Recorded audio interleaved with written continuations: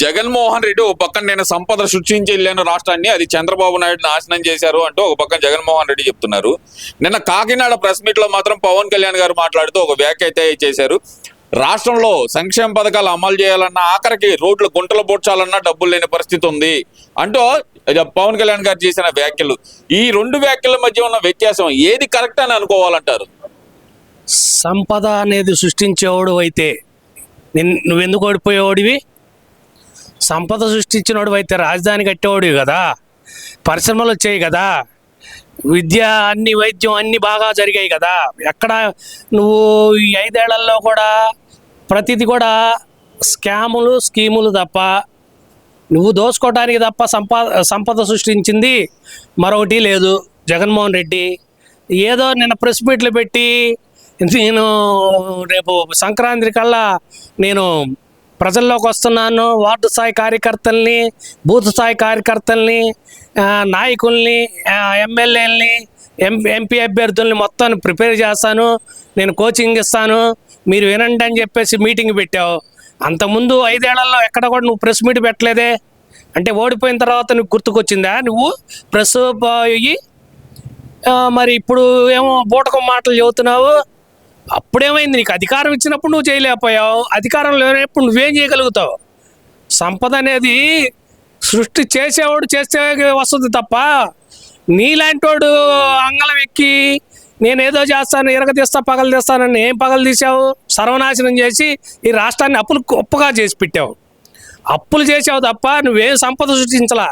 సృష్టించిన సంపదను దోచుకొని తిని నువ్వు ఈ రోజు కేసులు ఎదుర్కొంటున్నావు. ఆ కేసులు ఎదుర్కొంటా కూడా కోర్టుకు హాజరుపట్లా.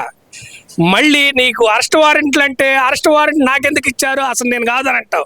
ఎవరున్నారు మరి 5 ఏళ్లలో ముఖ్యమంత్రి? అసలు నా ప్రమేయం లేదని చెప్పి నువ్వు కేసుల్లో అని మాటలు చెబుతున్నావు. నీ మీద అన్నీ ఈడీ సిబిఐ కేసులు అన్నీ ఉండే.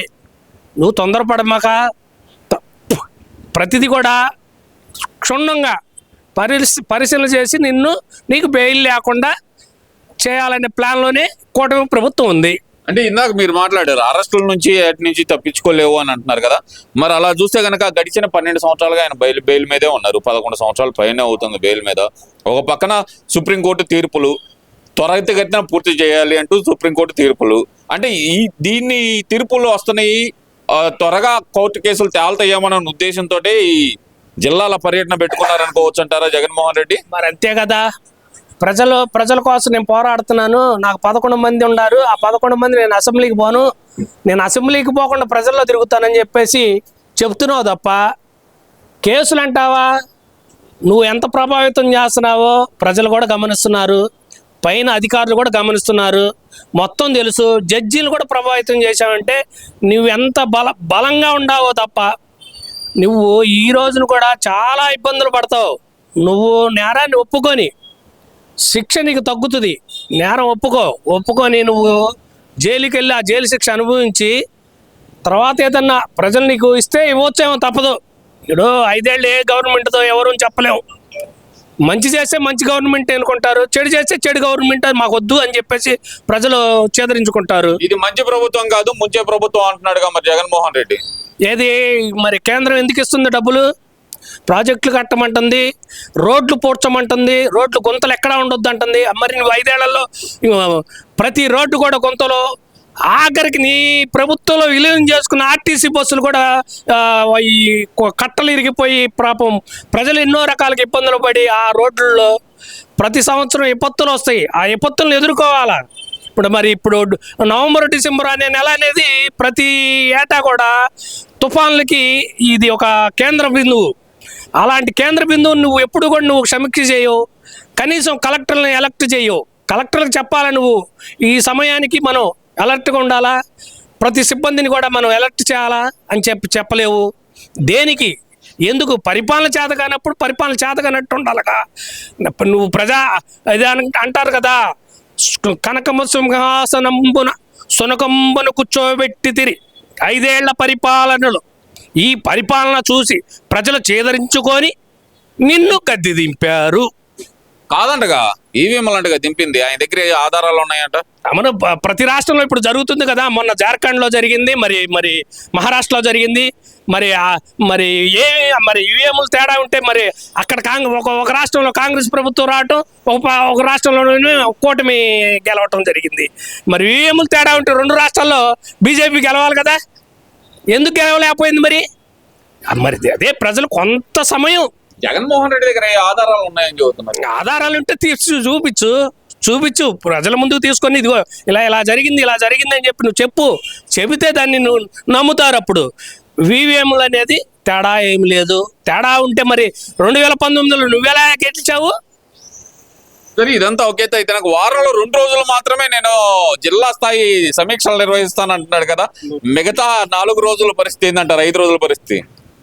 ఒక రోజు కాదు, వారం కాదు, నెల కాదు, సంవత్సరం చేయి, ప్రజలు నిన్ను నమ్మే పరిస్థితి లేదు. జగన్మోహన్ రెడ్డి, నీ ఉన్న నాయకులు మొత్తం పారిపోయారు. ఎవరు నాయకులు అనేది మిగలలేదు. ఏదో వాళ్ళకి అండగా ఉండే పార్టీలో చేరిపోతున్నారు తప్ప నీ దగ్గర అంటే ఎవరు ఉండరు. నువ్వు ఎలాంటి బతిమలాడుకున్నా నాలో మార్పు వచ్చింది, నేను అబద్ధాలు ఆడను, నేను అన్ని నిజాలే చెప్తానని ఈరోజు ఈ కళ్ళబొల్లి మాటలు చెబుతున్నావు. నిజమైన అన్ని అబద్ధాలే అంటే నీ 5 ఏళ్ల పరిపాలన నువ్వు చేసిన పరిపాలన మొత్తం అబద్ధాలతో కూడిన పరిపాలనేగా. అంటే వాళ్ళు నిజాలు మాట్లాడతానని చెప్పి ప్రెస్ మీట్లు పెడుతున్నావా? అంటే ఆయన చెబుతుంది ఏంటంటే ఆయనకి అబద్ధాలు ఆడటం చేత కాదంట. అదేదో పేరు నాని చెప్పాడంట, అది కూడా అబద్ధాలు ఆడటం నీకు చేత కాదన్నా, అబద్ధపు హామీలు ఇస్తే కనుక నువ్వు గెలిచేవాడే అని చెప్పి పేరు నాని చెప్పాడంట. మరి ఆ పేరుని నాని గురించి అందరికీ తెలిసిన విషయాలే.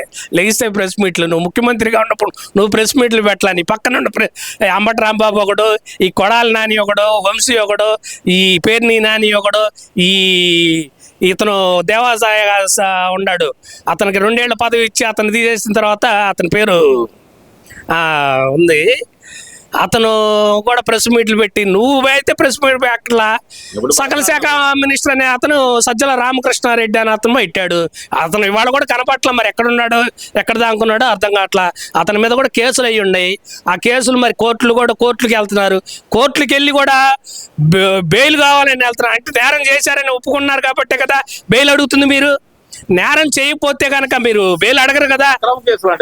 అక్రమ కేసు ఎట్లా అవుతుంది? నేరం దాని నిరూపణ ఉంది కాబట్టే కదా అది కేసు అయింది. మీరు ఎందుకు మరి బెయిల్ కోసం మరి ముందుగానే పిటిషన్లు వేశారు?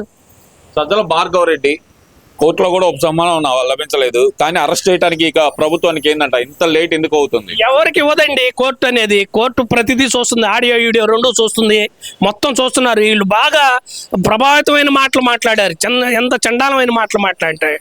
ఈ రాష్ట్ర ప్రజల గురించి కానీ, మహిళల గురించి కానీ, మహిళలకున్న బిడ్డల గురించి కానీ ఎంత వల్గర్ లాంగ్వేజ్ వాడారంటే, ఆ వల్గర్ లాంగ్వేజ్ జడ్జీలు చూసే వీళ్ళకి బెయిల్ పిటిషన్ అనేది ఇవ్వట్ల.